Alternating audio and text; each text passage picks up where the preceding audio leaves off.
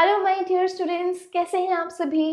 तो जिस चीज़ का आप लोगों को इंतज़ार था, जिसके लिए आप लोग मुझे बार बार बोल रहे थे कि ma'am that we want a video on DNF block elements, तो आज के लिए मैं आपके लिए लेकर आई हूँ। आज के वीडियो में हम लोग कवर करेंगे हमारा डी ब्लॉक एलिमेंट्स, और वो भी इस तरह से कवर करेंगे कि आप लोगों की पूरी बोर्ड्स की तैयारी हो जाए। मतलब ये देखो, अब देख रहे हो ना, यहाँ पे मेरे पास साइड में NCERT भी है और यहाँ पे मेरा बोर्ड भी है। तो जहाँ से मुझे आपको NCERT में कोई चीज़ बतानी है ना, तो वहाँ पे मैं आपको बता सकूँ।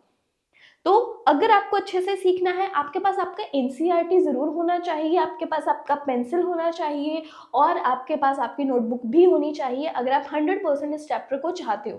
तो यहाँ पे आज हम लोग करेंगे एक शॉट में डी ब्लॉक एलिमेंट्स। आज मैं आपको डी ब्लॉक एलिमेंट्स के बारे में पढ़ाने वाली हूँ। अगर वीडियो आपको पसंद आएगी, आप मुझे अच्छे अच्छे कमेंट्स बताओगे, अपने रिव्यूज भी दोगे कि मैम हमें ऐसे नहीं ऐसे चाहिए, वो भी मोस्ट वेलकम है। लेकिन मुझे तुम्हारी तरफ से एनर्जी चाहिए, तभी मेरी तरफ से एनर्जी आएगी। और फिर कहते हैं ना, गिव एंड टेक रिलेशन रहता है, वो चीज होगी। और आज हम लोग एक शॉट में कवर कर देंगे डी ब्लॉक एलिमेंट्स। और यहाँ पे जो सबसे अच्छी बात है ना इस वीडियो की, वो ये है कि मैंने तुम लोगों को हाईलाइट करवा देना है। मैंने हाईलाइट करवा देनी है। देखो एग्जाम्पल आपके सामने मैंने इसे हाईलाइट कर रखा है ना, मैंने पूरे चैप्टर को हाईलाइट करके आपको बताना है कि इतनी बड़ी बुक में से, ये सारे पेज में से ये लाइन इंपॉर्टेंट है, यहाँ से क्वेश्चन आएगा। तो मतलब तुम समझ सकते हो इस वीडियो की वैल्यू को कितनी इंपॉर्टेंट है। ये बहुत अच्छी वीडियो होने वाली है, बहुत अच्छा लेक्चर जाने वाला है। लेकिन मुझे तुम्हारी तरफ से एनर्जी चाहिए, एनर्जी आनी चाहिए बच्चों की तरफ से कमेंट सेक्शन में, कि पढ़ के बस मन खुश हो जाए, मुझे लगे हाँ मेरे बच्चे पढ़ रहे हैं और मुझे और कुछ नहीं चाहिए, बस इतनी चीज चाहिए। तुम लोगों के कमेंट्स, तुम लोगों का शेयर और लाइक इस वीडियो पर। तो चलिए स्टार्ट करते हैं हमारी 100% preparation on to our channel @Anjali Sharma 01। इसको फैला दो सब तरफ, अपने मैम के चैनल को। अंजलि शर्मा 01 होनी चाहिए हर जगह। तो ताकि जो एक महीना भी, 1-1.5 महीना जो बच रहा है ना, अभी भी बोर्ड के एग्जाम में, ये तो प्री बोर्ड चल रहे हैं ना तुम लोगों के, तो ये जो 1-1.5 महीना बीच में है, तो इसमें हम लोग हमारी जान डाल देंगे। अपने बढ़िया स्कोर लाने ही है हमें, एनर्जी लाओ। चलो अभी हम लोग स्टार्ट करते हैं हमारा डी ब्लॉक एलिमेंट। ओके, तो यहाँ पे आपको याद रखना है that the D block of the periodic table contains the elements of the group 3 to 12। ये बात बहुत ही ज्यादा जरूरी है कि जो हमारा D ब्लॉक है, D ब्लॉक में कौन कौन से जो ग्रुप है वो इन्वॉल्व है। ग्रुप्स आप लोगों को पता होने चाहिए। यहाँ पे हमारा ग्रुप 3 से ग्रुप 12 का इन्वॉल्वमेंट जो है हमारे डी ब्लॉक एलिमेंट्स में रहता है। ये चीज बहुत ज्यादा जरूरी है। अगर आप पीरियोडिक टेबल को भी देखेंगे, आपको ये बात जो है वो समझ में आ जाएगी। जल्दी से प्रीव्यू ले लेते हैं हम लोग हमारे पीरियोडिक टेबल का भी। ओके, ये देखो, ये रहा पीरियोडिक टेबल आपके सामने। अगर आप पीरियोडिक टेबल को अपनी निगाह के सामने रखोगे ना, तो डेफिनेटली आपको ये समझ में बड़ी ही आसानी से आ जाएगा। इसका हमारे माइंड में होना बहुत ही ज्यादा जरूरी है। तो देखिए यहाँ पे आप देख सकते हो, ये रहा हमारा ग्रुप 3 और ये रहा हमारा ग्रुप 12। 3 और 12 जो ग्रुप है यहाँ पे हमारे लिए ज्यादा इंपॉर्टेंट है। ठीक है, तो 3 से लेके 12 तक हमारा जो है डी ब्लॉक एलिमेंट चलेगा। डी ब्लॉक एलिमेंट्स को हम लोग ट्रांजिशन एलिमेंट्स भी बोलते हैं। ट्रांजिशन एलिमेंट्स, क्यों ट्रांजिशन एलिमेंट्स हम लोग बोलते हैं? क्योंकि जो इनकी प्रॉपर्टीज है वो माना जाता है that it lies between that of S block and P block. अभी तो सिलेबस में बहुत सारी चीजें कटी है ना, लेकिन फिर भी इतना तो पता है, तो ये जो हमारा ग्रुप 1 और ग्रुप 2 है, ये मिला के हमारा एस ब्लॉक है। ये यहाँ 13 से लेकर 18 तक हमारा आ जाता है पी ब्लॉक। ठीक है, तो इन दोनों के बीच में, मतलब ये हमारे प्योर मेटल्स हैं। इसी तरह से आप देखोगे, ये देखो, ये जो हमारे ऐसा कलर करा हुआ है, ये हमारे बेसिक मेटल्स हैं। ये ग्रीन वाले हमारे सेमी मेटल्स हैं, ये ब्लू वाले हमारे मेटल्स हैं। ठीक है, ये हैलोजेंस हैं, ये नोबल गैसेस हैं। इस तरीके से बड़ी अच्छी सी क्लासिफिकेशन जो है इसमें कर रखी है। तो धीरे धीरे हम लोग क्या कर रहे हैं, हम लोग ट्रांजिट हो रहे हैं from the metal side to the non metal side via this thing. तो इसलिए इनको इस तरह से पहले के समय में ट्रांजिशन एलिमेंट भी बोला जाता जाता था। तो ये चीज आपको याद रखनी है। The D block of the periodic table contains the elements of the group 3 to 12 in which the d orbitals are progressively filled in each of the 4 long periods। कि मतलब इसमें 4 periods जो है आ रहे हैं। डी ब्लॉक में कौन कौन सा ग्रुप कवर हो रहा है, 3 से लेकर 12 तक। इसके अलावा यहाँ से 4th पीरियड से शुरू हो रहा है। हम लोगों को पता है ना that hydrogen lies in the first period, फिर 2nd पीरियड, 3rd पीरियड, ये 4th period, 5th, 6th and 7th, ये 4 पीरियड्स जो हैं इसके अंडर कवर हो रहे हैं किसमें, हमारे डी ब्लॉक में। अब इसके बाद है हमारे पास द एफ ब्लॉक। जो एफ ब्लॉक के एलिमेंट्स हैं in which 4f and 5f orbitals are progressively filled. ठीक है, ये जो यहाँ से ऐसे खाली जगह छोड़ी हुई है ना 57 to 71, देखो यहाँ पे 57 था, 57 किसका होता है, लैंथनम का। उसके बाद सीधा आप देख सकते हो यहाँ पे तो 72 आ गया। बीच वाले एलिमेंट्स कहाँ गए, 57 के बाद 58, 59, 60 से लेकर यहाँ 71 तक, ये अलग आ गए। इनकी प्रॉपर्टीज डिफरेंट है क्योंकि यहाँ पे एफ ऑर्बिटल जो है वो फिलअप हो रही है। इसी तरह से 89 के बाद 104 आ गया, तो बीच वाले एलिमेंट कहाँ गए, ये गए। ये हमारा एफ ब्लॉक है। ये क्या है, हमारा एफ ब्लॉक। जैसे इन लोगों को बोला जाता है ट्रांजिशन एलिमेंट्स, एफ ब्लॉक जो है, एफ ब्लॉक को बोला जाता है इनर ट्रांजिशन एलिमेंट्स। ये हमारे इनर ट्रांजिशन एलिमेंट्स हैं क्योंकि यहाँ अंदर से ही आ रहे हैं, किसके अंदर से, ट्रांजिशन से। ऐसे याद हम लोग रख सकते हैं। ठीक है, अब जो इंपॉर्टेंट है यहाँ पर वो ये है कि the name transition metal and inner transition metals are often used to refer these elements, d and f वाले। अब यहाँ पे हमारे पास है मेनली 4 सीरीज, किसमें, डी में। ठीक है, जिसको हम लोग बोलते हैं, जो 3rd में आ रहे हैं इसको हम लोग बोलते हैं 3D, 4D, 5D, 6D series जो है हम लोग बोलते हैं। 4f एंड 5f जो है उन्हें हम लोग बोलते हैं 4f वाले लेंथेनॉइड्स, 5f वाले एक्टिनॉइड्स। जो यहाँ पे असली ये चीजें जो मैंने हाईलाइट कर रखी है, originally the names transition metals were derived from the fact that their chemical properties were transitional between those of s and p block elements, जो बात मैंने आपको बताई है। But now according to IUPAC के अनुसार the transition metals are defined as metals which have incomplete d subshell either in a neutral or in their ionic form। यहाँ पे हमें बोला गया कि transition element as per the IUPAC, हम लोग ट्रांजिशन एलिमेंट्स उनको बोलेंगे जिनके पास अनफिल्ड, मतलब कि पूरी तरह से फिल्ड नहीं है, थोड़ी सी खाली हमारे पास अनफिल्ड जो है यहाँ पे ऑर्बिटल्स बची हुई हैं, इनकम्प्लीट हमारे पास डी सबशेल बचती है, या फिर इनकी न्यूट्रल स्टेट में या फिर इनकी आयोनिक स्टेट में। अब जैसे इनर ट्रांजिशन है, आपको इनका इलेक्ट्रॉनिक कन्फिगरेशन पता है ना कैसे चलता है। इनका इलेक्ट्रॉनिक कन्फिगरेशन कैसे चलता है, n-1 डी में 1 से लेकर 10 तक इलेक्ट्रॉन्स हो सकते हैं, एंड ns1 to 2, और जो ns ऑर्बिटल है उसमें 1 से 2 इलेक्ट्रॉन हो सकते हैं। तो ये जो इनकी ऑर्बिटल्स हैं ये इनकम्प्लीट होनी चाहिए। जिनके पास इनकम्प्लीट डी ऑर्बिटल्स हैं उन्हें हम लोग बोलेंगे ट्रांजिशन एलिमेंट्स। अब इस चीज को अच्छे से समझने के लिए आपको एक चीज का पता होना चाहिए कि जो हमारी फर्स्ट ट्रांजिशन सीरीज है, क्योंकि हमारे सिलेबस में फर्स्ट ट्रांजिशन सीरीज ही कवर हो रही है, 2nd, 3rd, 4th जो है वो as it is directly cover नहीं होती है। तो ये जो हमारी फर्स्ट ट्रांजिशन सीरीज है जो 21 से लेकर 30 तक चल रही है, जितने भी एलिमेंट्स है इसमें, इनकी आपको इलेक्ट्रॉनिक कन्फिगुरेशन आनी चाहिए।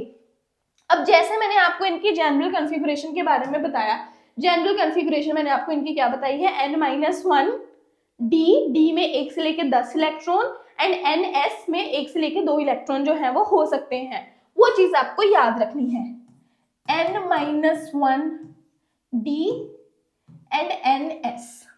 n यहाँ पे हमें रिप्रेजेंट कर रहा है प्रिंसिपल क्वांटम नंबर को।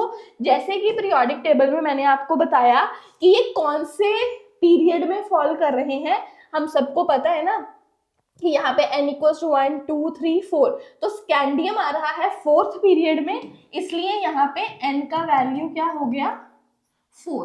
तो ये बन गया ns की जगह 4s, n-1 दैट्स 4 - 1 हमारे पास आ गया 3d। तो जो हमारी फर्स्ट ट्रांजिशन सीरीज है उस सभी के पास 3d और 4s तो होगा ही। अब इलेक्ट्रॉनिक कॉन्फ़िगरेशन, देखो बहुत अच्छे बच्चे हैं, मुझे पता है कि वो रख लेते हैं याद इलेक्ट्रॉनिक कॉन्फ़िगरेशन। यहाँ पे मैं आपको क्रैम करने का तरीका नहीं बता रही हूँ, मैं सिर्फ आपको एक्यूरेट कर रही हूँ कि आपके पास एक मेथड जो है चेक करने के लिए होना चाहिए कि बाई चांस अगर आप कंफ्यूज हो जाओ कि मेरी इलेक्ट्रॉनिक कॉन्फ़िगरेशन मैंने ठीक लिखी है या नहीं, तो क्या करोगे। सबसे पहले एक्सेप्शंस आर ऑलवेज देयर, हमारी पहली ट्रांजिशन सीरीज में भी एक्सेप्शन है क्रोमियम और कॉपर पे जाकर।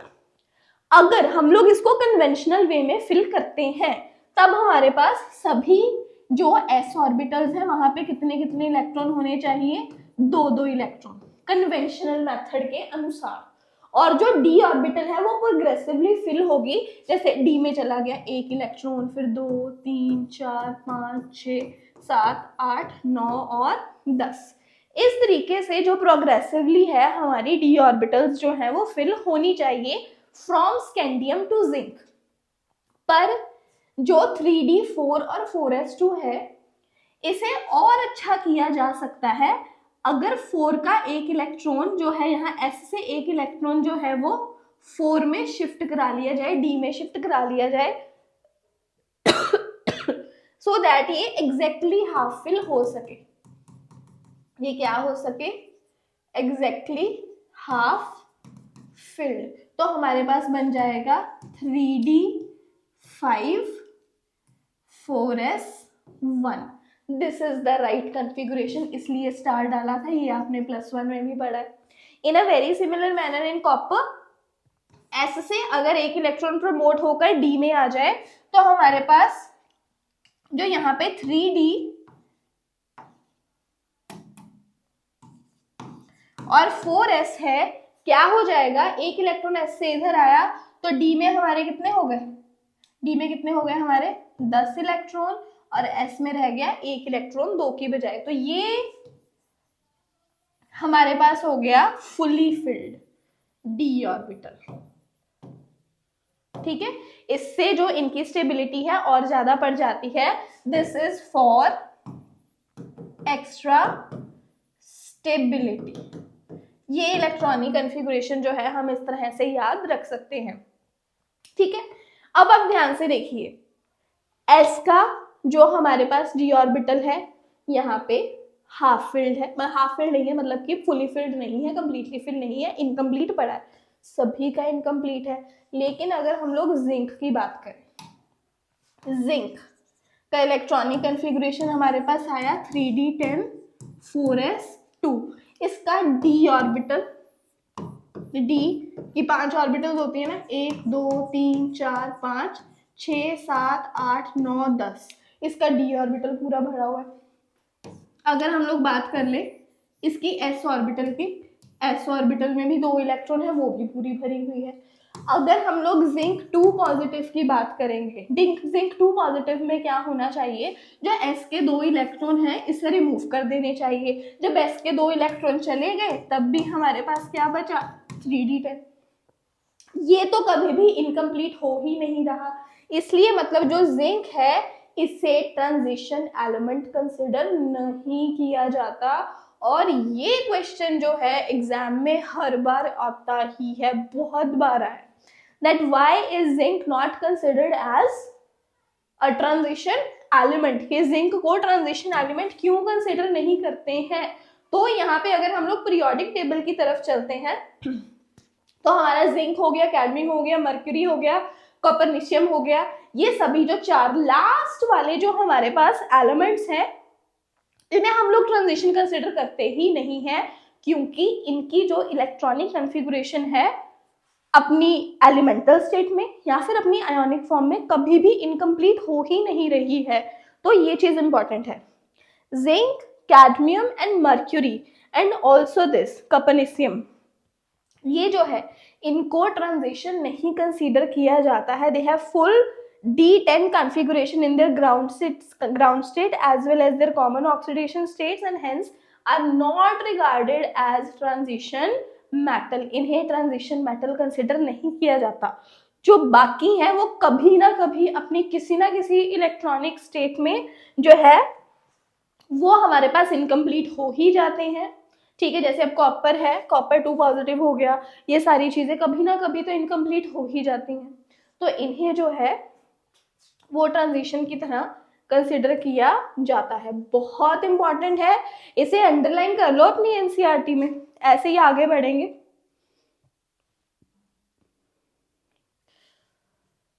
Okay, n-1 d1 to 10 ns1 to 2 except for palladium where its electronic configuration is 4d10 5s0, कि जो हमारे पास पैलेडियम है, पैलेडियम का इलेक्ट्रॉनिक कन्फिगुरेशन, क्योंकि एक्सेप्शंस आर एवरीवेयर, तो यहाँ पे हमारा 3d10 5s0 है। n-1 इसका ये हमारे पास एक कन्फिगुरेशन, एक एक्सेप्शन आ गया, बाकी सभी इस रूल को फॉलो करते हैं, ठीक है। और भी इस जनरलाइजेशन की बहुत सारी एक्सेप्शंस है, जैसे कि एक एक्सेप्शन तो मैंने अभी आपको करवा ही दी है, क्रोमियम एंड कॉपर की एक्स्ट्रा स्टेबिलिटी के लिए उन्हें चेंज किया जाता है, तो ये चीज जो है वो आपको याद रखनी है, ठीक है। नेक्स्ट, ऑन व्हाट ग्राउंड, देखो ऐसा ही क्वेश्चन आया हुआ है ना, on what ground can you say that scandium that's Z21 is a transition element but zinc Z30 is not, कि स्कैंडियम ट्रांजिशन है जबकि जिंक नहीं है। तो हमारा आंसर बड़ा ही क्लियर है, जो मैंने आपको बताया कि ट्रांजिशन होने के लिए, ट्रांजिशन एलिमेंट होने की जो क्राइटेरिया है वो जिंक फुलफिल नहीं कर पा रहा है, उसके पास किन्हीं भी हालात में इनकम्प्लीट उसका डी ऑर्बिटल अवेलेबल नहीं है, इसलिए उसे नहीं किया जाता। तो ऐसे क्वेश्चंस जो हैं वो एग्जाम में आ जाते हैं, ठीक है। इसके अलावा आ गया silver atom has completely filled D orbital, इसका कंप्लीटली फिल्ड डी ऑर्बिटल है अपने ग्राउंड स्टेट में, फिर भी आप इसको ट्रांजिशन क्यों कंसिडर करते हो? तो यहाँ पे किसकी बात हो रही है? सिल्वर की। तो सिल्वर के पास क्या है? 5s1 एंड 4d10, तो ये जब अपना एलिमेंटल स्टेट में जाएगा, ठीक है, उस टाइम पे इसके पास जो है आपको एक जो है अनपेयर इलेक्ट्रॉन मिल ही जाएगा, इस वजह से इसको हम लोग नहीं कर सकते हैं, ये पूरा का पूरा फील्ड नहीं है। देन ये चीज जो है वो आपको याद रखनी है। नेक्स्ट आएंगे फिजिकल प्रॉपर्टीज पे। यहाँ पे अगर हम लोग बात करेंगे फिजिकल प्रॉपर्टीज में, तो सबसे पहले हमारे पास आ गया मेल्टिंग पॉइंट, कि जो मेल्टिंग पॉइंट है वो ज्यादा होता है, the high melting point of these elements. तो यहाँ पे क्या है? The transition metals with the exception फिर से दे रहे हैं, जिंक, कैडमियम और मरकरी का हार्ड होते हैं। देखो अगर ये ट्रांजिशन एलिमेंट नहीं है ना, जिंक, कैडमियम एंड मरकरी, तो ये उनकी प्रॉपर्टी को भी फॉलो नहीं करते हैं, ये हर वक्त हर जगह जो है अपनी एक्सेप्शन को दिखाएंगे ही दिखाएंगे। इसको थोड़ा और जूम इन कर लेते हैं। देखो यहाँ पे क्या लिखा है? The transition metals with the exception of zinc, cadmium and mercury are very hard. Zinc, cadmium और मर्क्यूरी को छोड़कर जो बाकी ट्रांजिशन मेटल्स है हार्ड है, उनकी वोलेटिलिटी लो है। वोलेटाइल होना मींस जो आसानी से गैसियस फेज में जा सके। अब वो हार्ड है, अच्छे प्रॉपर मेटल्स है, तो वोलेटाइल नहीं है, ठीक है। एक्सेप्शन कौन दिखा रहा है यहाँ पे? Zinc, cadmium and mercury. Their melting boiling points are high। जो ट्रांजिशन मेटल्स होते हैं उनके मेल्टिंग और बॉइलिंग पॉइंट हाई रहते हैं। डिपिक्ट्स, अब ये जो हमारे पास ये पूरा का पूरा ये सभी का मेल्टिंग पॉइंट का ग्राफ हमारे पास बना हुआ है। यहाँ पे हमारे पास क्या है? अब ये हाई मेल्टिंग पॉइंट का कारण क्या है?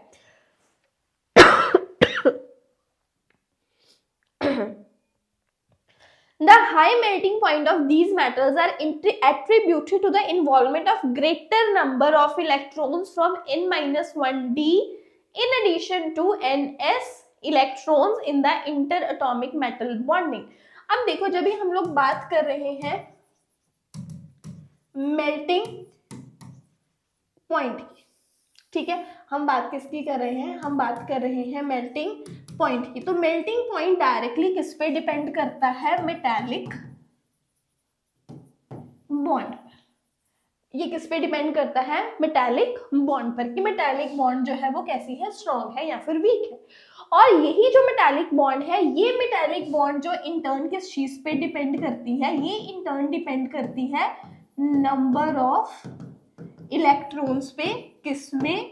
इन n-1d एंड ns ऑर्बिटल की। n-1d और ns में कितने इलेक्ट्रॉन्स है उस बात पे डिपेंड करता है कि जो मेल्टिंग पॉइंट है वो कैसा रहेगा। जितने ज्यादा आपके पास इलेक्ट्रॉन रहेंगे, अनपेयर इलेक्ट्रॉन रहेंगे, उतना ही ज्यादा मेटालिक बॉन्ड स्ट्रांग होगा और उतना ही ज्यादा उसका मेल्टिंग पॉइंट आएगा।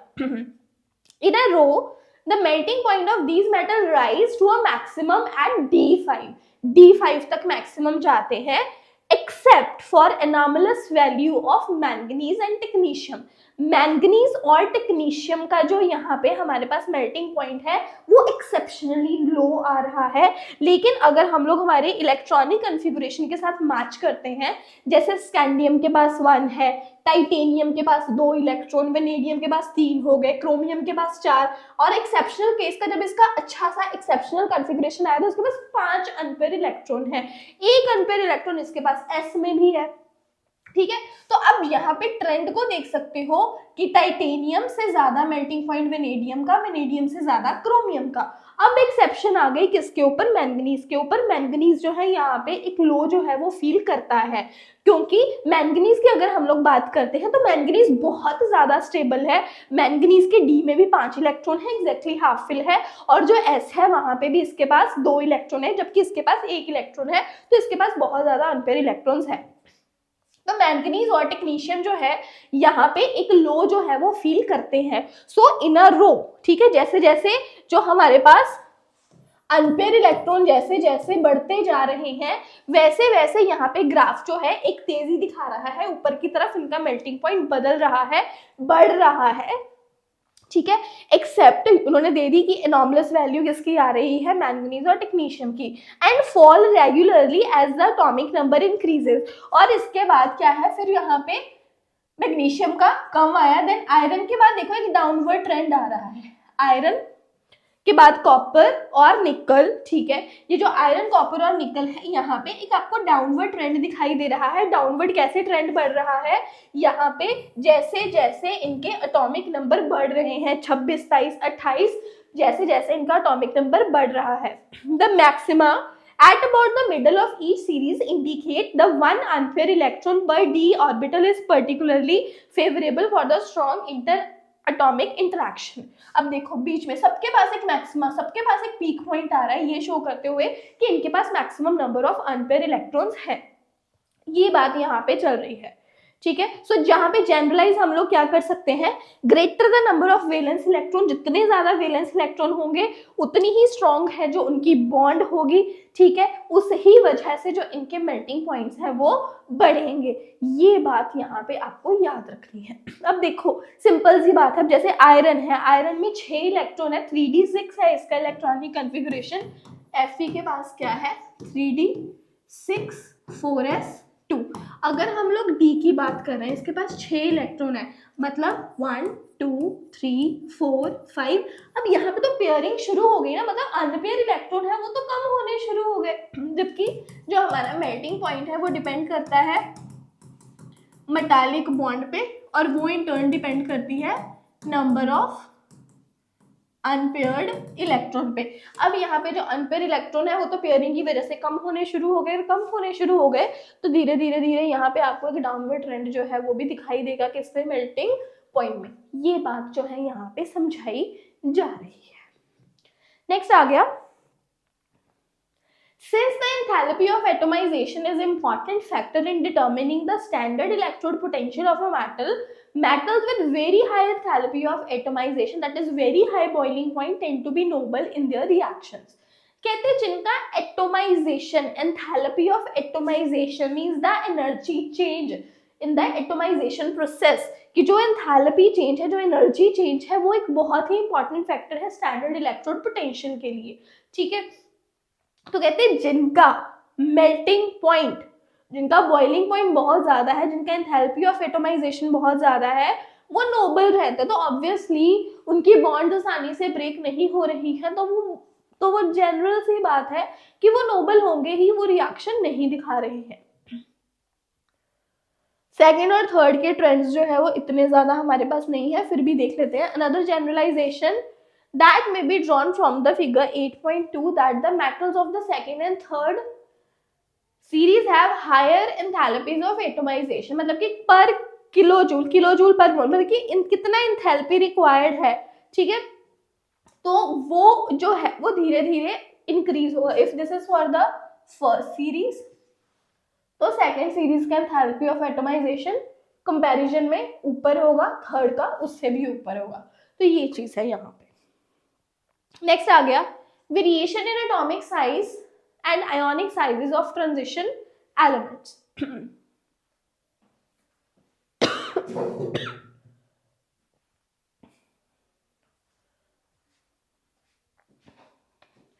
यहाँ में हमारे पास है ions of the same charge in a given series show progressive decrease in radius with increase in atomic number. कहते हैं अगर हम लोग सेम चार्ज की बात करते हैं, सबके ऊपर सेम चार्ज हो, देन डिक्रीज इन रेडियस, जैसे जैसे एटॉमिक नंबर बढ़ेगा वैसे वैसे जो रेडियस है वो कम होता जाएगा। क्यों? अब यहाँ पे देखो, आपके पास इलेक्ट्रॉनिक कन्फिगुरेशंस लिखी है, डी में पहले एक इलेक्ट्रॉन आया, फिर हमारे पास जो एटॉमिक नंबर बढ़ के 22 हो गया, दूसरा इलेक्ट्रॉन भी डी में जा रहा है, तीसरा भी, चौथा भी, तो मतलब प्रोग्रेसिवली जो इलेक्ट्रॉन्स हैं वो कहाँ पे ऐड ऑन हो रहे हैं, डी ऑर्बिटल में ऐड हो रहे हैं धीरे धीरे। अब हमें पता है कि जो शील्डिंग इफेक्ट होता है डी इलेक्ट्रॉन्स का वो इतना ज्यादा इफेक्टिव नहीं है, जिसकी वजह से जो नेट इलेक्ट्रोस्टैटिक अट्रैक्शन रहेगी between the nucleus and the outer most electron वो बढ़ेगी, और साइज जो है, जो आयोनिक रेडियस है वो क्या होगा, डिक्रीज होगा। समझ पा रहे हो? हम लोगों ने पढ़ा है ना स्क्रीनिंग या फिर शील्डिंग इफेक्ट कि जो हमारे डी के जो डी ऑर्बिटल होती है उनका शील्डिंग इफेक्ट इतना अच्छा नहीं है।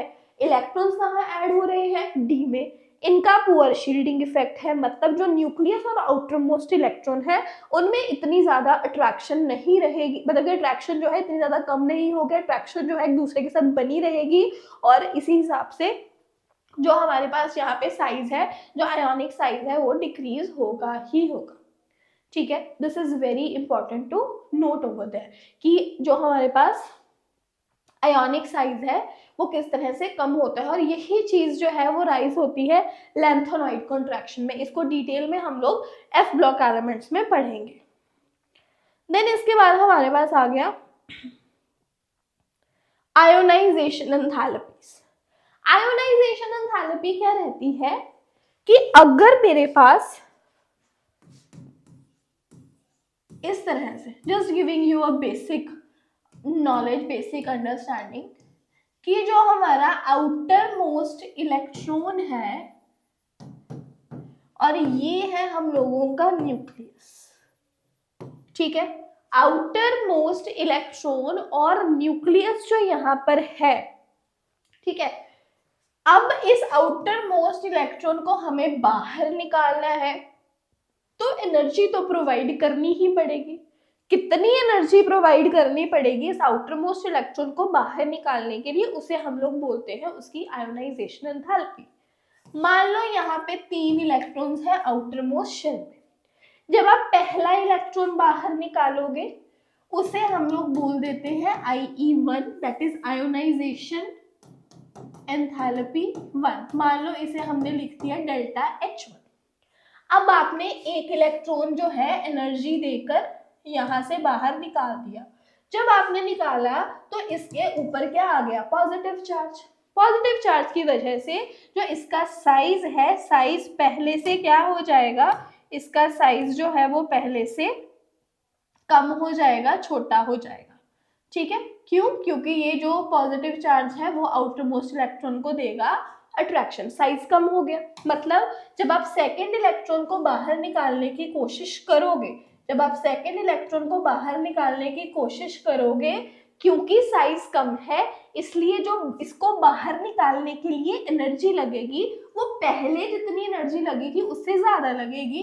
मतलब जो आपका सेकेंड आयोनाइजेशन एंथैल्पी होगा that will be greater than your first ionization enthalpy. और इसी तरह से जब आपने यहाँ से इस इलेक्ट्रॉन को भी बाहर निकाल दिया ज्यादा एनर्जी देकर, तो इसके ऊपर जो पॉजिटिव चार्ज है उसका मैग्नीट्यूड और बढ़ गया।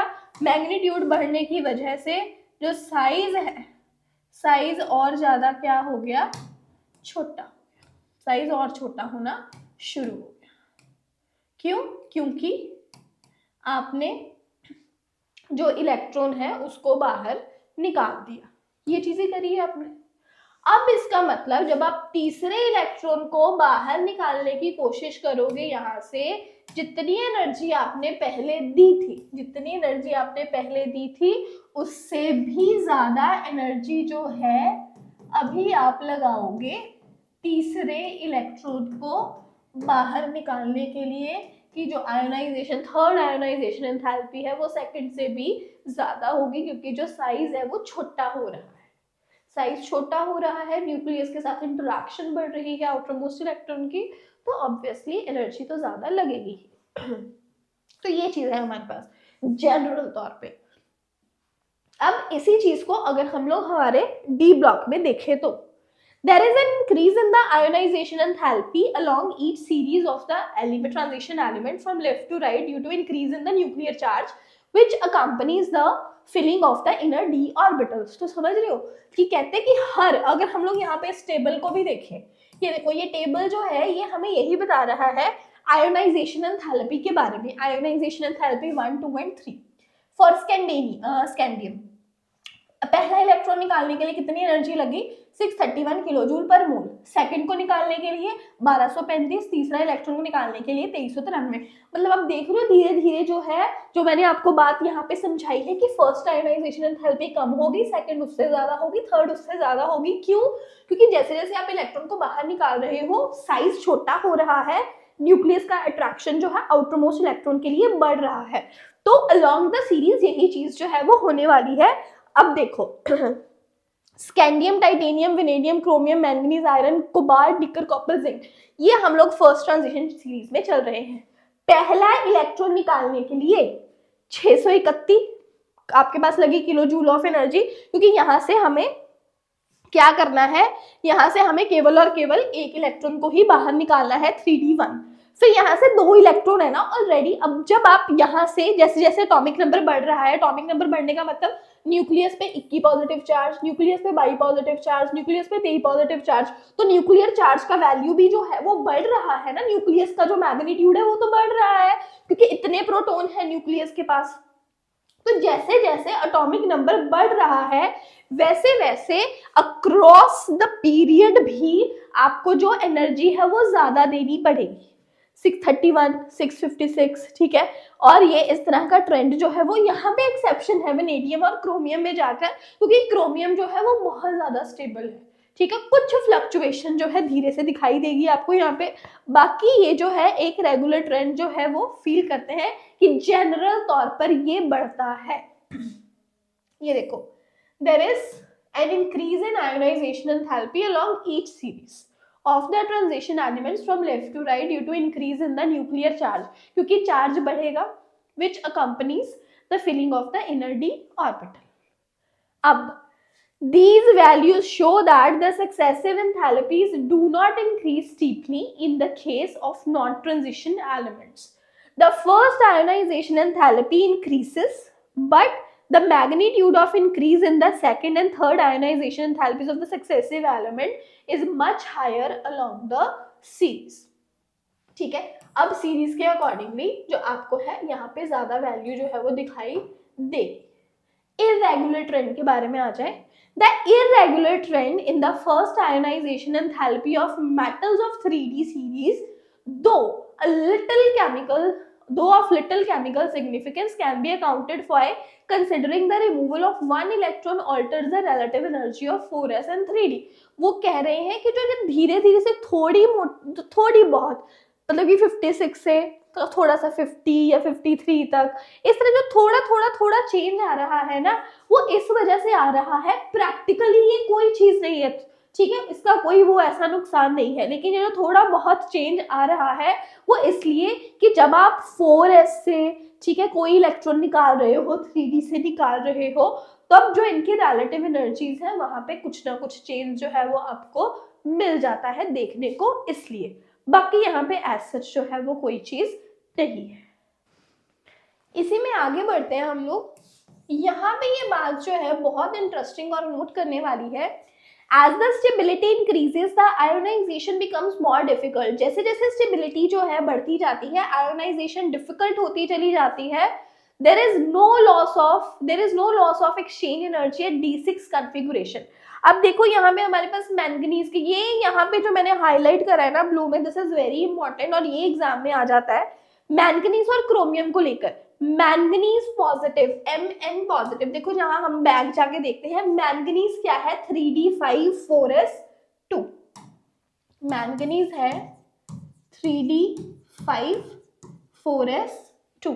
अब ये बात कर रहे हैं हमारे पास मैंगनीज पॉजिटिव की.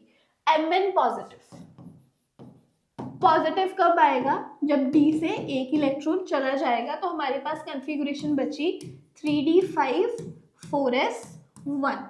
मतलब जो D है वो एग्जैक्टली हाफ फिल्ड है और S में भी एक इलेक्ट्रॉन है. अब इसका कंपैरिजन हो रहा है with that of chromium positive. Otherwise आप देख सकते हो क्रोमियम का हमारे पास क्या है कॉन्फ़िगरेशन, 3d5 4s1. क्रोमियम क्या है, 3d5 4s1. अगर मैं बात करूंगी अब क्रोमियम पॉजिटिव कब आएगा, जब S में से एक इलेक्ट्रॉन जो है वो चला जाएगा.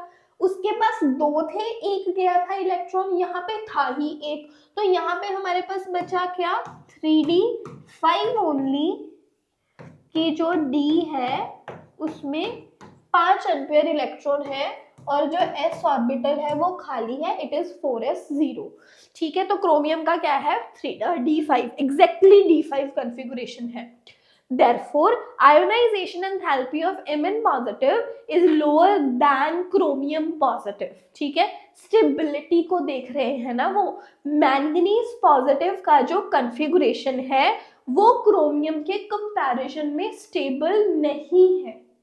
स्टेबल कौन है, chromium, which is exactly D5. इसका D5 एग्जैक्टली तब होगा जब इसका 4s में से एक और जो एक्स्ट्रा इलेक्ट्रॉन है वो भी निकल जाएगा. वो नहीं निकला है ना अभी, तो वो चीज है. Manganese positive is 3d5 4s1, chromium is D5. इसलिए जो आयोनाइजेशन एंथैल्पी है Mn पॉजिटिव का वो लोअर होगा एज कंपेयर टू क्रोमियम, क्योंकि जो स्टेबिलिटी है, स्टेबिलिटी जैसे जैसे बढ़ती है आयोनाइजेशन उतनी ही जो है वो डिफिकल्ट हो जाती है.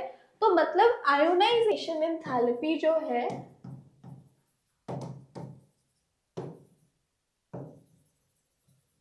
आयोनाइजेशन एंथैल्पी का मतलब the amount of energy required to remove the outermost electron.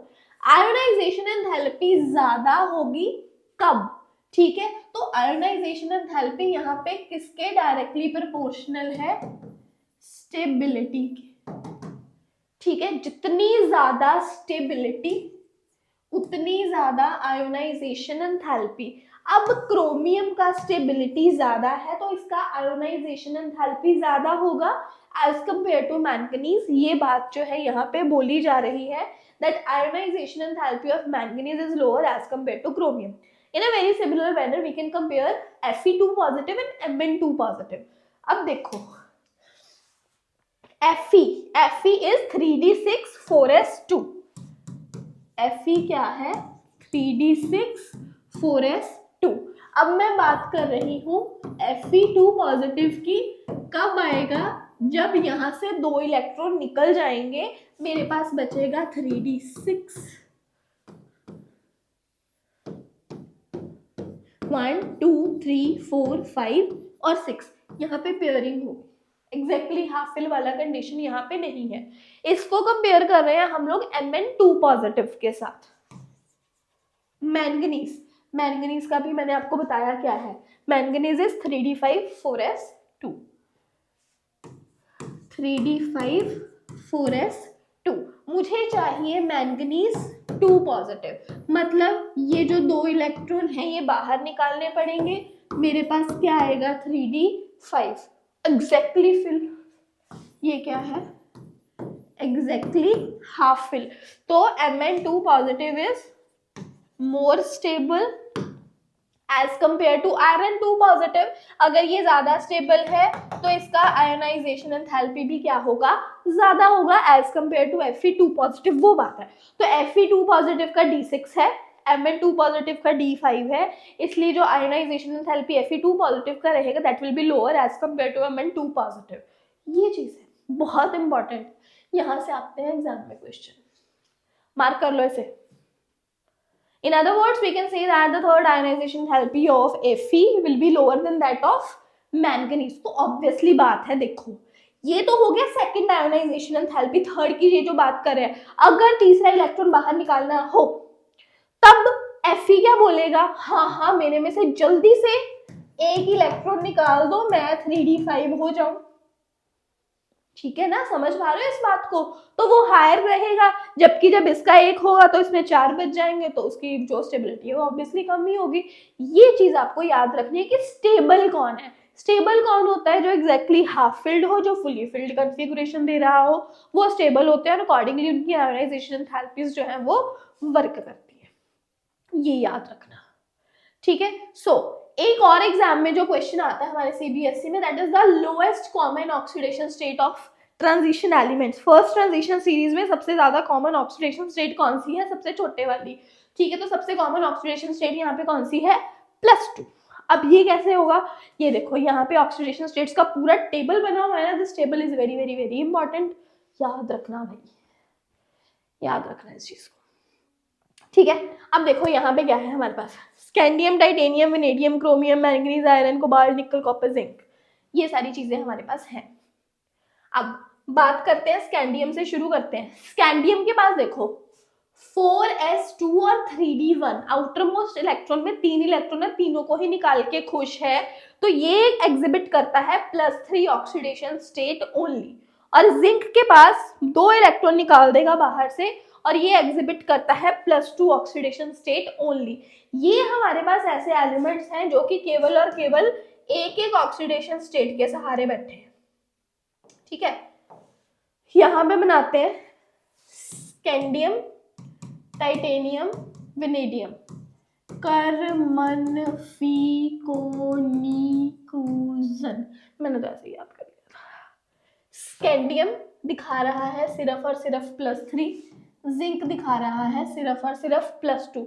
यही है जो एक एक ऑक्सीडेशन स्टेट एग्जिबिट करते हैं, बाकियों की मल्टीपल है। टाइटेनियम कहता है मैं 2 3 4 सब दिखाऊंगा, मैं 2 भी दिखाऊंगा, मैं 3 भी दिखाऊंगा, मैं 4 भी दिखाऊंगा, धीरे धीरे बढ़ते जाना है हमने एक एक से। वेनेडियम बोला +2 +3 +4, ले मैं +5 भी दिखाऊंगा।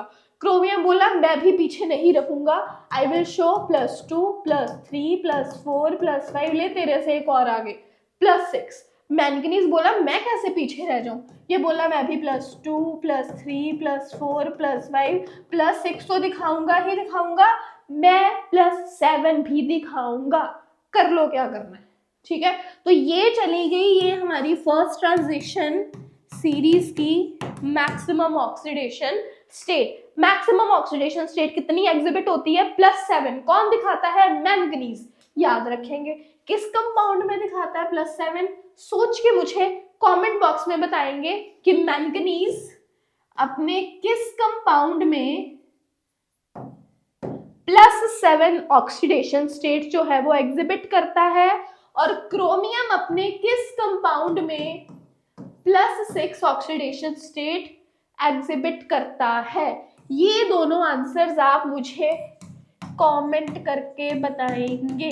कमेंट करके बताओ, जो पढ़ रहा है वही सबूत है तुम्हारे पढ़ने का, कि कौन पढ़ा, कौन सबूत देगा, मैं पढ़ रहा हूँ। सभी अपना नाम रोशन करो। क्रोमियम और मैंगनीज का कंपाउंड बोलो जिसमें ये +6 और +7 ऑक्सीडेशन स्टेट जो है वो एग्जिबिट कर रहे हैं। आयरन यहाँ पे दिखा रहा है 2 3 4 और 6, कोबाल्ट 2 3 4, निकल 2 3 4, कॉपर +1 एंड +2, जिंक दिखा रहा है +2। ये यहाँ पे ज्यादा इंपॉर्टेंट है, आपने याद रखना है, मतलब जो आयरन है +2 ज्यादा दिखाएगा, +3 ज्यादा दिखाएगा, 4 कभी कभी कहीं कहीं पे ये दिखा सकता है, और 6 भी। इसके बाद अगर हम बात करते हैं कोबाल्ट की, 2 ज्यादा दिखाएगा, 3 ज्यादा दिखाएगा, और 4 कभी कभी निकल +2 ही ज्यादा दिखाएगा एज कंपेयर टू +3 एंड +4, और जो कॉपर है, कॉपर का हमें पता है कॉपर पॉजिटिव या कॉपर 2 पॉजिटिव, ये चीज याद रखनी है हमने, ठीक है, इंपॉर्टेंट है ये चीज हो गई। नेक्स्ट आगे बढ़ते हैं। देखो जो याद रखना, जो चीज आपको मेन याद रखनी है यहाँ पर वो ये है, स्कैंडियम +3 दिखाता है ही एक, टाइटेनियम +4 ऑक्सीडेशन स्टेट में ज्यादा एग्जिस्ट करता है, वेनेडियम जो है +5 में, क्रोमियम +3 और +6 को ज्यादा प्रेफर करता है, मैंगनीज 2 और 7 को ज्यादा प्रेफर करता है, आयरन 2 और 3 को प्रेफर करता है, कोबाल्ट में 2 3 दिखाई देगा, निकल +2 ही दिखाता है ज्यादातर, 3 और 4 में जाने के चांसेस कम है, कॉपर 2 पॉजिटिव में ज्यादा स्टेबल है एज कंपेयर टू पॉजिटिव, और आपको पता है दैट कॉपर 2 पॉजिटिव के आपको ज्यादा कंपाउंड्स मिलते हैं ना, तो उसका जो स्टेबल कॉन्फ़िगरेशन है वो +2 है, जिंक का तो +2 है ही। तो ये वाले जो इलेक्ट्रॉनिक कॉन्फ़िगरेशंस है इनका आपको याद रखना है, ये अपनी मैक्सिमम में ज्यादा स्टेबल है, मैक्सिमम में स्टेबल है, क्रोमियम 6 के साथ साथ 3 में भी स्टेबल जो है वो रहता है, ये चीजें आपको याद रखनी है। आगे बढ़ते हैं। Yes, chromium 6 in the dichromate in acidic medium is a strong oxidizing agent। याद रखना है कि जो क्रोमियम है अपनी 6 ऑक्सीडेशन स्टेट में, मतलब क्रोमियम +6 में, it is a very strong oxidising agent. जब जो मीडियम है, मीडियम रखा जाए एसिडिक, इसी के कंपैरिजन में अगर हम लोग लेकर आते हैं मॉलिब्डेनम और टंगस्टन को, एक बार हम लोग चले जाते हैं हमारे पीरियोडिक टेबल पे,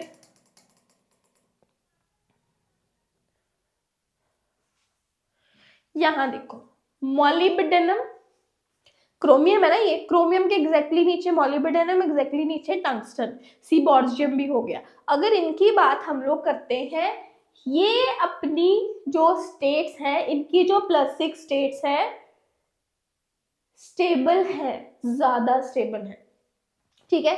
ग्रुप 6 में मोलिब्डेनम 6, टंगस्टन स्टिक are found to be more stable than chromium, लेकिन जो क्रोमियम 6 है अपने डाइक्रोमेट फॉर्म में इन द एसिडिक मीडियम वो ऑक्सीडाइजिंग एजेंट है स्ट्रॉन्ग, वेयरएज मॉलिब्डेनम का ऑक्साइड हो गया या टंगस्टन का ऑक्साइड हो गया, वो अच्छे जो है यहाँ पर ऑक्सीडाइजिंग एजेंट की तरह वर्क नहीं करते हैं।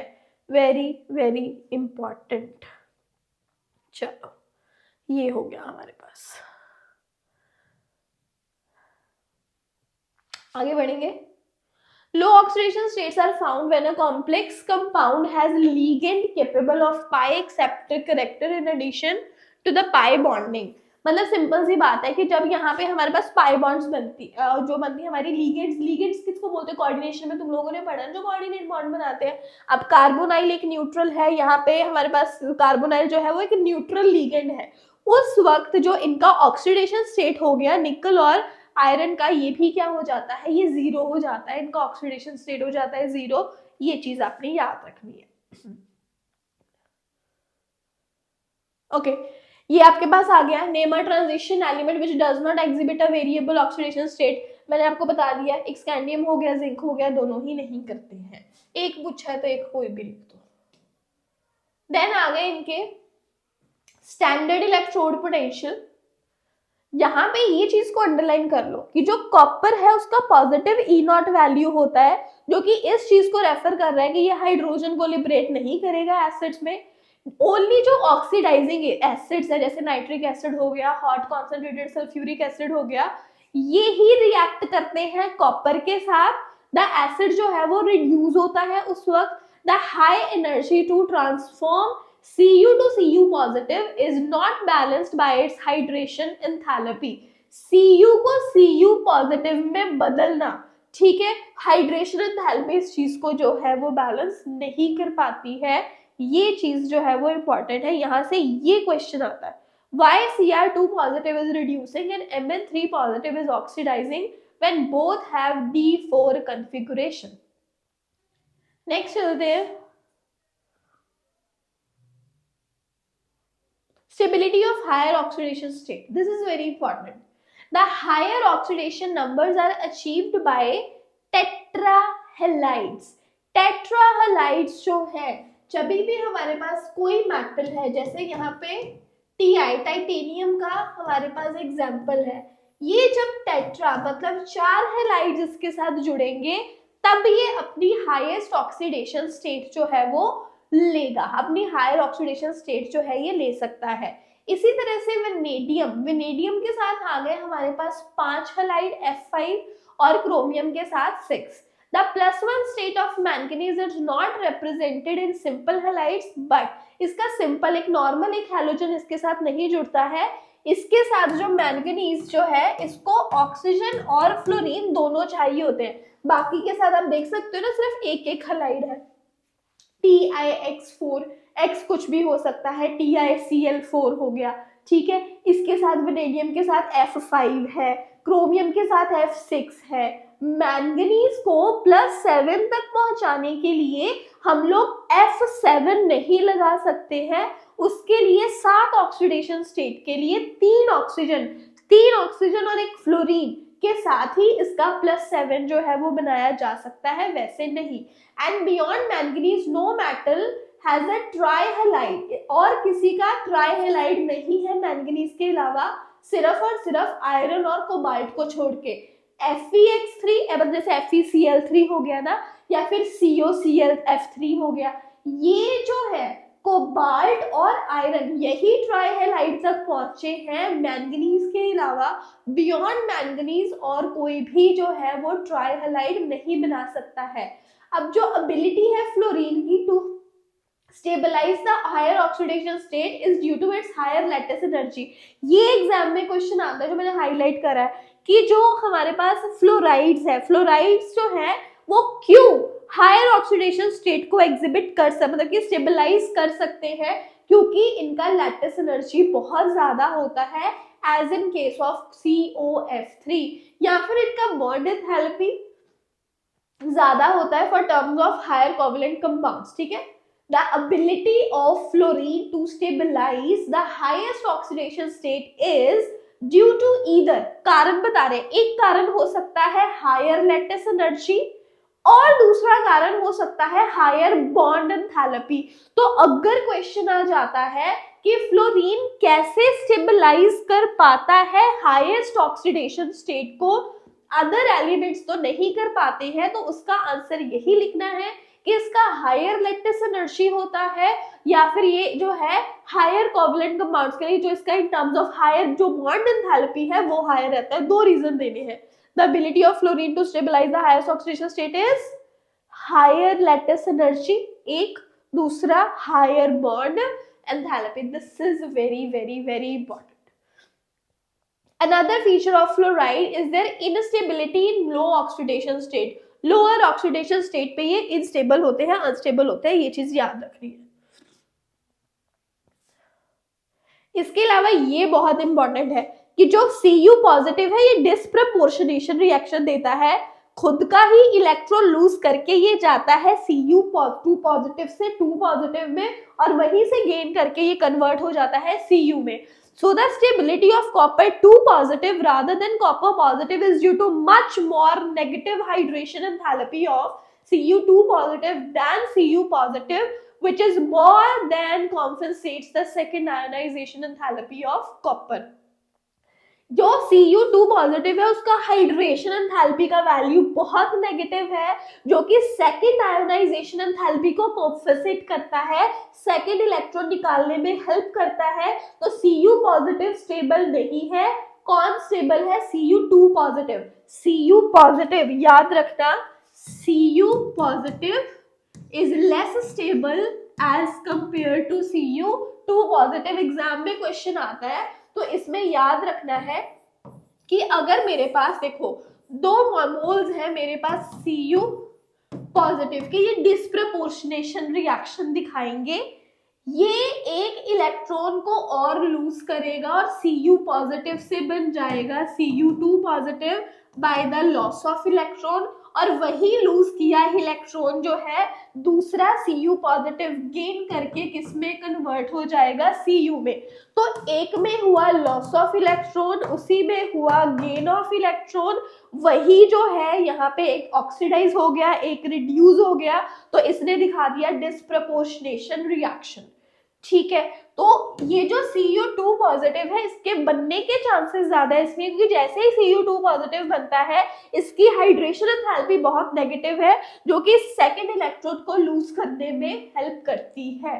तो this is very important, the stability of Cu2 positive rather than Cu positive is due to the much more negative hydration enthalpy of Cu2 positive than Cu positive, which more than compensate the second ionization enthalpy of copper, जो कि copper की second ionization enthalpy को और भी ज्यादा जो है वहां पे उसकी सेकेंड आयनाइजेशन एंथैल्पी को कॉम्पनसेट करता है।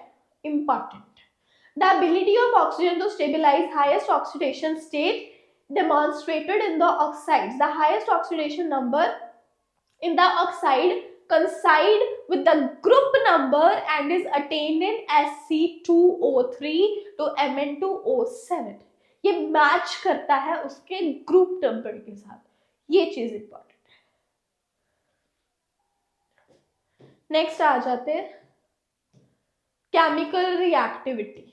यहाँ पे ये देख लो कि जो ट्रांजिशन मेटल्स है very widely in their chemical reactivity, many of them are sufficiently electropositive to dissolve mineral acid, although few are noble, that is they are unaffected by single acids. ये अच्छा है, यहाँ पे लाइन इसे भी underline कर। Done, ये जो है इसके अंदर निकल जाएगा। देन मैग्नेटिक प्रॉपर्टीज वाला पॉइंट बहुत अच्छा है, ये चीज याद रखनी है एग्जाम में, सर्च रीजन में बहुत काम आएगी। Diamagnetic substances are repelled by the applied field while paramagnetic are attracted.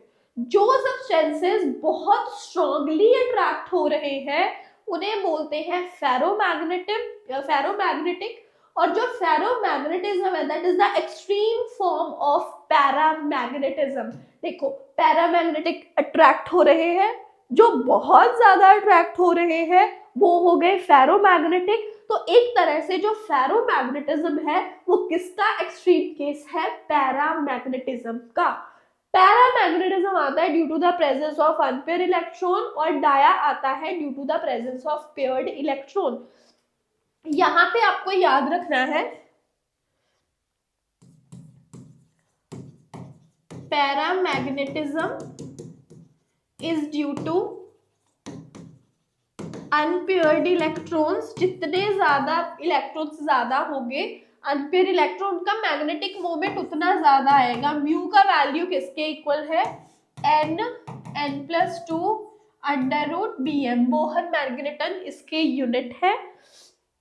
अब मैं बात करूं अगर डाया मैग्नेटिक की, इसमें सभी है हमारे पास पेयर्ड इलेक्ट्रॉन, इसमें n का वैल्यू क्या हो गया, 0। अगर n का वैल्यू 0 हो गया तो इसका मैग्नेटिक मोमेंट भी क्या हो जाएगा, 0। याद रखना डायामैग्नेटिक सब्सटेंसेस के लिए जो मैग्नेटिक मोमेंट है 0 रहता है।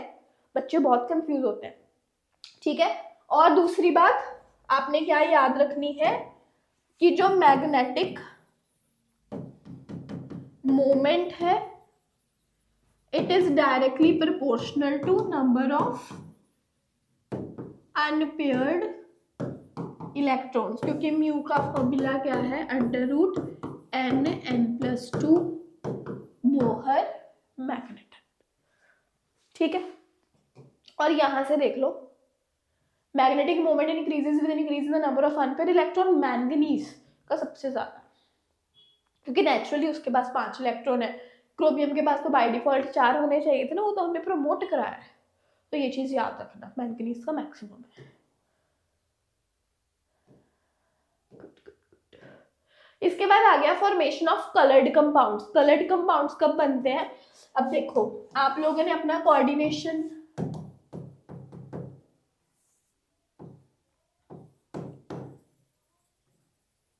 डेफिनेशन कंपाउंड पढ़ा है ना, उस पे आपके पास CFT आती है, जिसमें हम लोग बात करते हैं DD ट्रांजिशन की। DD ट्रांजिशन में आपको पता है ना कि जो D ऑर्बिटल होती है वो फर्दर ब्रेक हो जाती है इनटू T2G एंड Eg। जब यहाँ से इलेक्ट्रॉन का ट्रांजिट रहता है, लोअर से हायर में जाते हैं तो एनर्जी गेन करते हैं, वापस आते हैं वक्त एनर्जी लूज करते हैं, और उस हिसाब से जो कलर है वो आता है। तो DD ट्रांजिशन का केस जो है आपने इसमें याद रखना है। When an electron from the lower energy d orbital is excited to the higher energy d orbital, the energy of excitation corresponds to the frequency of light absorbed. This frequency generally lies in the visible region. The color observed correspond to the complementary color of the light absorbed. The frequency of light absorbed is determined by the nature of the ligand कि ligand कैसा लगा है। याद रखना यहाँ पे scandium 3 positive, electron ही नहीं बचा, कलरलेस। जिसके पास इलेक्ट्रॉन नहीं है वो कलरलेस। ठीक है, अब एक इलेक्ट्रॉन है तो पर्पल, एक इलेक्ट्रॉन है तो blue, kind of purple blue एक रीजन में आ गया ना। जिसके पास 2 इलेक्ट्रॉन है ग्रीन, देखो इन दोनों के पास वेनेडियम V2 पॉजिटिव और Cr3 पॉजिटिव, इनके पास 3 इलेक्ट्रॉन है तो वायलेट।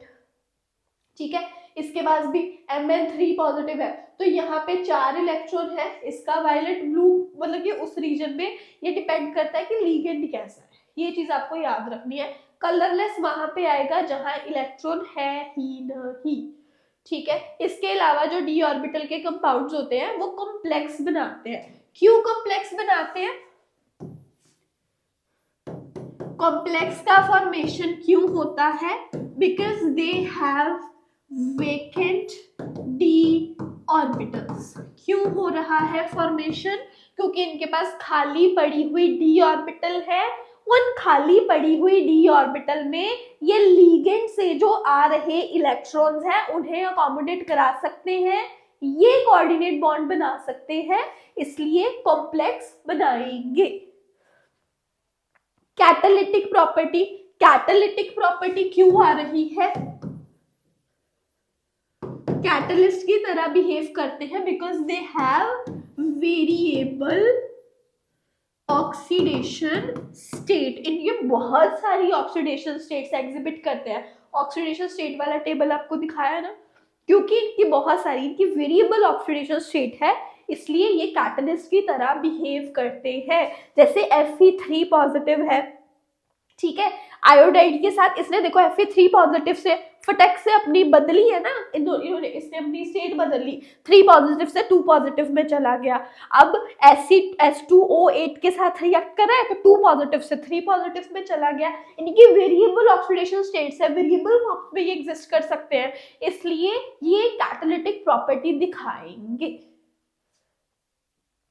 ठीक है, ये याद रखना। इंटरस्टिशियल कंपाउंड्स क्यों बनाते हैं? क्योंकि interstitial compounds are those which are formed when small atoms like hydrogen, carbon, nitrogen trap inside the crystal lattice। बड़ा सुंदर वर्ड यहाँ पे यूज कर रहे हैं ये क्रिस्टल लैटिस, लेकिन सिलेबस से CBSE ने फर्स्ट चैप्टर सॉलिड स्टेट उड़ा दिया, वही तो समझाना था क्रिस्टल लैटिस होता क्या है। तो अब इजी भाषा में समझो, हम लोग मानते हैं कि जो एटम्स हैं वो स्फीयर्स हैं।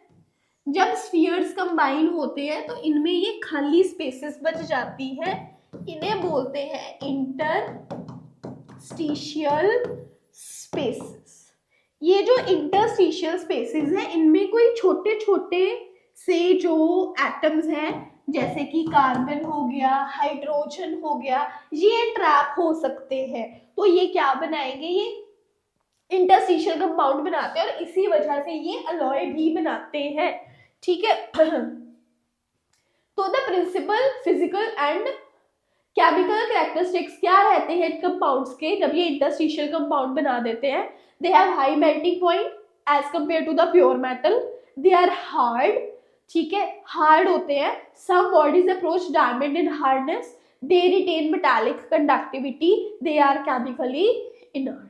ठीक है, समझ में आया? इंटरस्टिशियल कंपाउंड वो जब एक कोई छोटा सा जो एटम है वो ट्रैप हो जाए, फंस जाए into the crystal lattice in interstitial spaces में।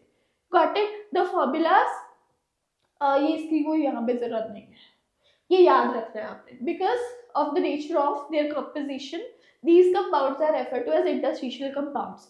इंटरस्टिशियल स्पेस में कोई एटम फंस गया तब कंपाउंड बना, तो इसको इंटरस्टिशियल कंपाउंड बोल दिया। इंटरस्टिशियल कंपाउंड की ये प्रॉपर्टीज है। इसी तरह से अलॉय भी बनते हैं। N alloy is a blend of metal prepared by mixing of component. जब मिक्सिंग एंड मैचिंग करते हैं, क्योंकि यहाँ पे हमारे पास स्पेसेस होती हैं तो उसमें ये फंस जाते हैं और अलॉय बनाते हैं। याद रखना, brass is an alloy of copper and zinc, bronze is an alloy of copper and tin. ये आता है एग्जाम में और बच्चों को फिर भूल जाता है इनका कॉम्पोजिशन।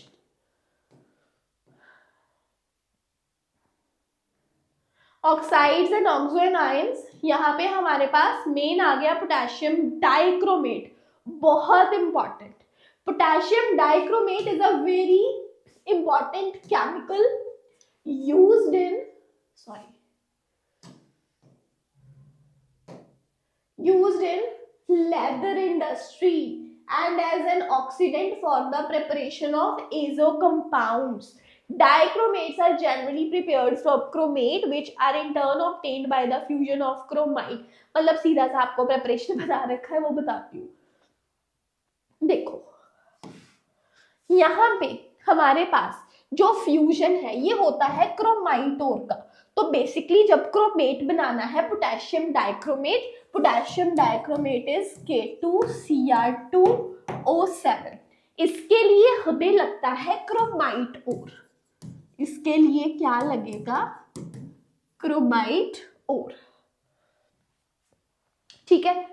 सो ये फ्यूजन कराएंगे क्रोमाइट ओर का विद सोडियम और पोटेशियम कार्बोनेट। अब ये क्रोमाइट ओर क्या है हमारे पास? FeCr2O4। याद रखना है FeCr2O4। ये जो हमारा क्रोमाइट ओर है FeCr2O4, इसको फ्यूज कराएंगे सोडियम या फिर पोटेशियम कार्बोनेट के साथ in the presence of oxygen in free access of air. ये सारा काम जो है ऑक्सीजन के प्रोसेस के प्रेजेंस में होगा। व्हाट वी विल गेट, हमें डायरेक्टली K2Cr2O7 या Na2Cr2O7 ऐसे ही नहीं मिलेगा। सबसे पहले हमें मिलेगा Na2 as it is, Na2Cr, यहां से एक Cr और साथ में O4, ये हमें मिलेगा। अलॉन्ग विद आयरन का oxide Fe2O3 plus carbon dioxide that CO2। Then next क्या होगा? ये जो हमारे पास येलो सोल्यूशन बना सोडियम क्रोमेट का, ये जो सोडियम क्रोमेट है this is yellow by colour, ये याद रखना है। This is yellow. कौन? Sodium chromate. फिर इसे फिल्टर करा जाएगा और एसिडिफाई करेंगे सल्फ्यूरिक एसिड के साथ to give a solution from which orange sodium dichromate can be crystallized। तो ये जो हमें मिला Na2Cr2O4 येलो कलर का, इसे हम लोग एसिडिफाई करेंगे सल्फ्यूरिक एसिड के साथ, फिर हमें मिलेगा Na2Cr2O7 दैट इज ऑरेंज। ये सोडियम पहले क्रोमेट था, अब मिला सोडियम डाइक्रोमेट। ठीक है, इसका कलर जो है कलर रहेगा ऑरेंज। लिख लेते हैं ऑरेंज में Na2Cr2O7। ठीक है, पहले क्या था? सोडियम क्रोमेट, क्रोमेट से क्या मिला? डाइक्रोमेट। क्रोमेट का कलर येलो, डाइक्रोमेट का कलर ऑरेंज। क्रोमेट से क्या मिल गया? डाइक्रोमेट। ये मैं आपको इसलिए बार बार बता रही हूँ, इसकी कलर की ही इंपॉर्टेंस है, कलर ही इंपॉर्टेंट है यहाँ पे हमारे पास, ठीक है। Once you get the sodium chromate,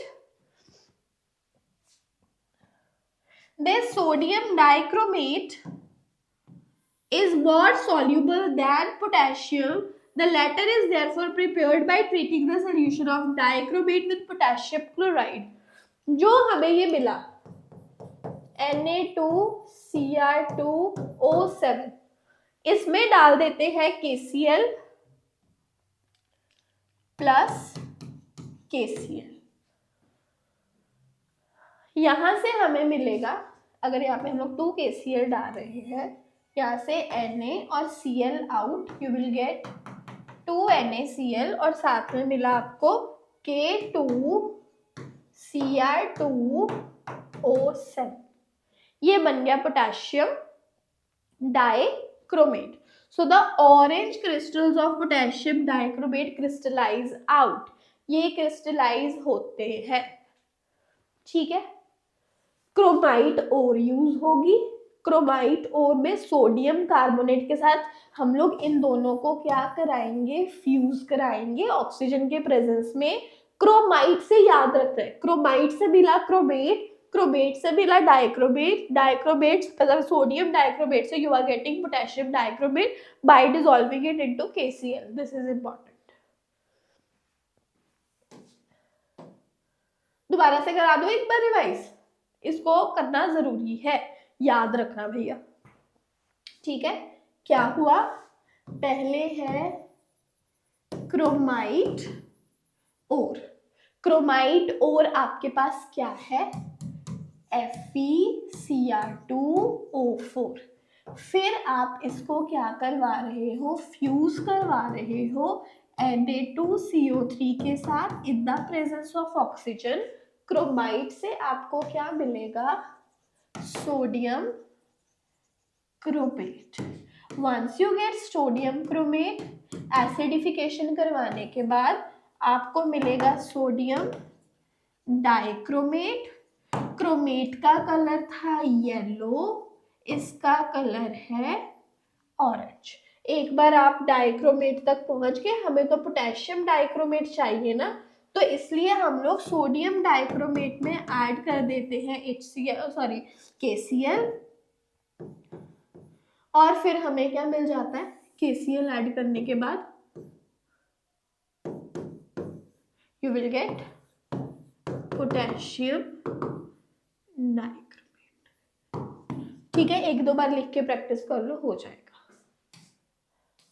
ये क्रोमेट आयन CrO4 नेगेटिव और डाइक्रोमेट Cr2O7 नेगेटिव, दोनों के स्ट्रक्चर्स आपने करने,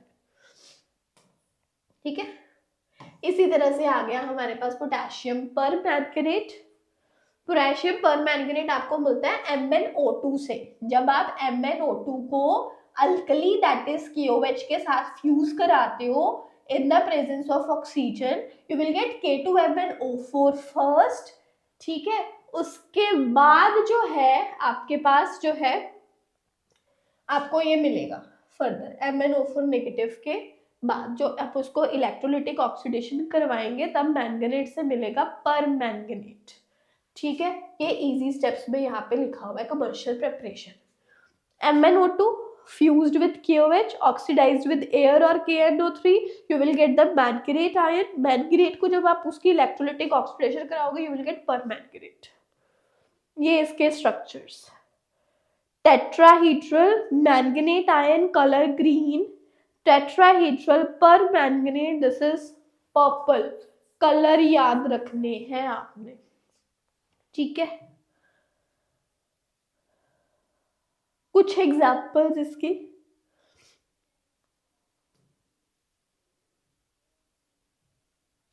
ओके ये बड़ा इंपॉर्टेंट है कि Fe2 positive ion green colour का होता है, वो Fe3 positive that is yellow में कन्वर्ट हो जाता है जब इसका रिएक्शन होगा MnO4 नेगेटिव के साथ। ये कलर याद रखना है, दिस इज इंपॉर्टेंट।